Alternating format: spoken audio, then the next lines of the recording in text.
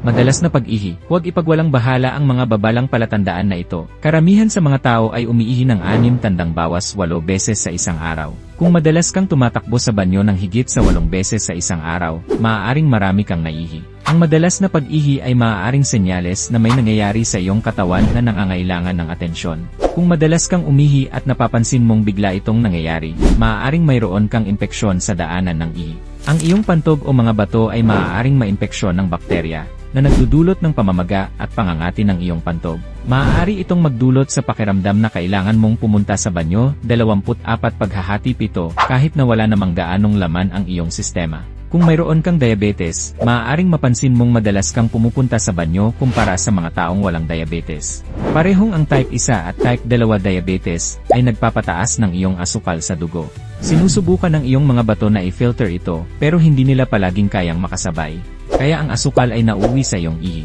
Kumukuha ito ng mas maraming tubig mula sa iyong katawan at nagpapadalas ng iyong pag-ihi. Isa sa mga dahilan kung bakit madalas kang pumupunta sa banyo ay maaaring dahil umiinom ka ng masyadong maraming kape o alak. Parehong ang mga inuming may caffeine at alcohol ay kumikilos bilang mga diuretiko. Pinapataas nila ang dami ng asin at tubig na lumalabas sa iyong mga bato na nagiging sanhi ng mas madalas na pag-ihi. Ang pinakasimpleng paliwanag para sa madalas mong pagpunta sa banyo ay maaaring labis na pag-inom ng tubig o baka mayroon kang maliit na pantog. Ang karaniwang pantog ng tao ay kayang humawak ng 1 hanggang 2 tasa ng likido sa isang pagkakataon. At ang mas maliliit na pantog ay natural na naglalaman ng mas kaunti kaysa sa puntong kung saan maaaring maramdaman mong kailangan mong magmadali sa banyo ng mas madalas kaysa sa iba. Ang magandang balita ay kayang malampasan ng karamihan sa mga tao ang problema ng madalas na pag-ihi sa pamamagitan ng ilang simpleng pagbabago sa pamumuhay. At ang kinakain mo ay may malaking papel sa kung gaano kadalas ka umihi. Ang ilang mga pagkain ay nagiging sanhi ng iritasyon sa iyong pantog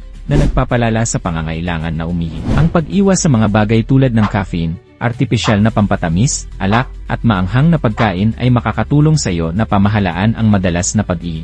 Ang mga ito ay mataas sa asido na maaaring magdulot ng iritasyon sa pantog. Ako po si E.A. Alberto Santos, nagpapaalam muna.